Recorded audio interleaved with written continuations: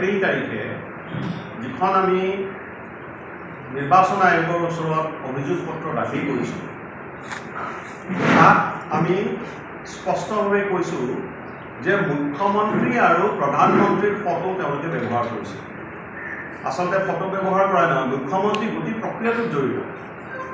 গতিকে এটা গুৰুতৰ মডেল কোড অফ কণ্ডাক্ট ভংগ কৰাৰ এটা অভিযোগ এই ক্ষেত্ৰত আমি উত্থাপন কৰিছোঁ। তেওঁলোকে কেৱল সেইখন নহয়, পৰৱৰ্তী সময়ত দেখা গৈছে যে 3খন প্ৰপত্ৰ এতিয়ালৈকে পোৱা নাই। প্ৰথমখন আছিলে আপোনাৰ ৰেচন কাৰ্ডৰ ক্ষেত্ৰত অৰুণোদয়, ৰেচন কাৰ্ড যিসকলৰ আছে তেওঁলোকৰ অৰুণোদয়। দ্বিতীয়খন হ'ল প্ৰধানমন্ত্ৰী জীৱন জ্যোতি বীমা যোজনা আৰু প্ৰধানমন্ত্ৰী সুৰক্ষা বীমা যোজনা, আৰু তৃতীয়খন হ'ল নিযুত মইনা আঁচনি। 3খন প্ৰপত্ৰ লৈ তেওঁলোকে ঘৰে ঘৰে গৈছে আৰু ঘৰে ঘৰে গৈ তেওঁলোকে ছাৰ্ভে কৰাৰ নামত তেওঁলোকক প্ৰলোভন দিছে ভোটাৰসকলক, আৰু প্ৰলোভন দি তেওঁলোকে ভোট জয় কৰাৰ কাৰণে চেষ্টা কৰিছে। গতিকে এইটো স্পষ্ট যে নিৰ্বাচনত বিজেপি এইবাৰ তীব্ৰ প্ৰত্যাহ্বানৰ মুখত পৰিছে, আৰু প্ৰত্যাহ্বানৰ মুখত পৰাৰ কাৰণে তেওঁলোকে ততাতৈয়াকৈ সিদ্ধান্ত লৈছে যে তেওঁলোকে ছাৰ্ভেৰ নামত, তেওঁলোকে জানে গোটেই বস্তুটো হৈছে নিৰ্বাচনী আইন ভংগৰ এটা গুৰুতৰ অপৰাধী, এই কথাবিলাক তেওঁলোকে নজনা নহয়। গতিকে জানি পেলাই তেওঁলোকে নাম দিছে এইটো ছ'চিঅ' ইকনমিক ছাৰ্ভে। গতিকে আমি যেতিয়া মুখ্যমন্ত্ৰীৰ বক্তব্য শুনিলোঁ, তাৰ পাছত তেওঁলোকে বিভিন্ন ঠাইত যেতিয়া এইবিলাক কাম আৰম্ভ কৰিলে তেতিয়া আমি অভিযোগ পত্ৰ দাখিল কৰিছোঁ। আৰু আমি নিৰ্বাচন আয়োগক, বিশেষকৈ মুখ্য নিৰ্বাচনী বিষয়া চিফ ইলেক্টৰেল অফিচাৰ অসমৰ, তেখেতক আমি ধন্যবাদ দিছোঁ যে তেওঁলোকে 4 তাৰিখে আমি এই অভিযোগ দিয়াৰ পাছত তেওঁলোকে 5 তাৰিখে কালি তেওঁলোকে জাননী জাৰি কৰিছে, শ্ব'কজ কৰিছে, আৰু শ্ব'কজ নটিছখনত তেওঁলোকে 2টা গুৰুত্বপূৰ্ণ কথা কৈছে। আমি এইটো আপোনালোকক দিছোঁ। তেওঁলোকে তাতে লিখিছে, নিৰ্বাচন আয়োগে বিজেপি ৰাজ্যিক সভাপতিয়ে তেওঁলোকৰ জাননীখনত কৈছে যে সাধাৰণভাৱে, ইংৰাজীত কৈছে জেনেৰিক এণ্ড জেনেৰেল, সাধাৰণভাৱে কিছুমান নিৰ্বাচনী প্ৰতিশ্ৰুতি ঘোষণা কৰিব পাৰি নিৰ্বাচনৰ সময়ত, যিবোৰ পূৰণ কৰা সম্ভৱ, কিন্তু সুনিৰ্দিষ্ট সমীক্ষা মানে স্পেচিফিক ছাৰ্ভে, এইটো হৈছে সুনিৰ্দিষ্ট সমীক্ষা।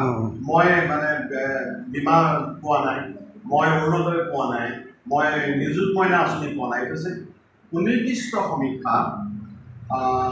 প্ৰপত্ৰ বিতৰণ, এই যে তেওঁলোকে প্ৰপত্ৰবিলাক বিতৰণ কৰিছে, আৰু তথ্য সংগ্ৰহ, এই তথ্যবিলাক তেওঁলোকে সংগ্ৰহ কৰিছে। এনে প্ৰতিশ্ৰুতিদানৰ প্ৰক্ৰিয়াটো অনৈতিক তথা কিনা বেচা প্ৰক্ৰিয়াত পৰিণত কৰি পেলাব।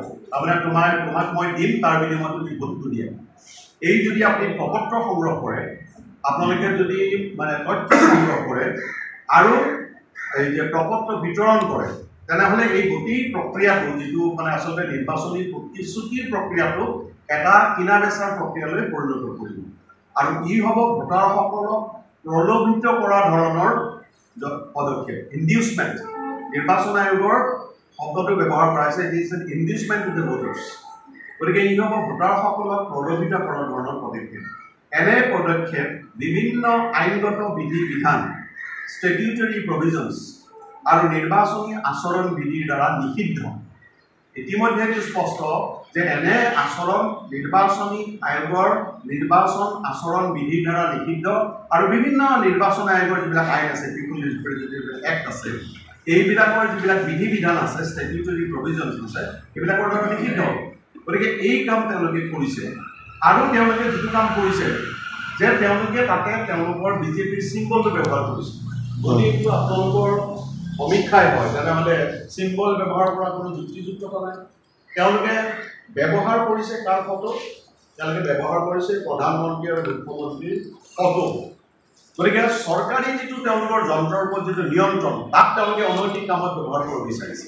নিৰ্বাচন আয়োগে তেওঁলোকক ষ্টাৰ কেম্পেইনাৰ বুলি কৈছে, কিন্তু আমি তেওঁলোকক কৈছোঁ ফটো, প্ৰধানমন্ত্ৰীৰ ফটো আৰু মুখ্যমন্ত্ৰীৰ ফটো তেওঁলোকে ব্যৱহাৰ কৰিছে।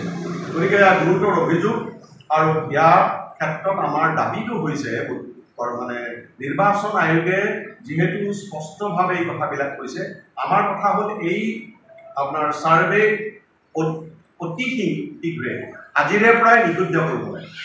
শ্ব'প'জ কৰাটো যথেষ্ট নহয় এইটো প্ৰথম নিষিদ্ধ কৰিব লাগে যে আপোনালোকে এইটো বন্ধ কৰক আৰু এইটো বন্ধ কৰাৰ লগে লগে তেওঁলোকে যে গুৰুতৰ অভিযোগ কৰিছে এই মানে ভংগ কৰিছে এইটোৰ ক্ষেত্ৰত শাস্তি বিধান নিৰ্বাচন আয়োগে কৰা উচিত বিৰোধী দলক গতিকে এই দাবী আমাৰ ফালৰ পৰা উত্থাপন কৰিছে আৰু এই ছাৰ্ভেবিলাকে দেখুৱাই দিছে যে বিজেপি আনকি উজনি অসমত যি উজনি অসমত মুখ্যমন্ত্ৰীয়ে কৈছে যে 5খন আসনতে আমি জয়লাভ কৰিম উজনি অসম এই আসনবিলাকত যদি আপোনালোকে আসনবিলাক চায় এখন হৈছে আপোনাৰ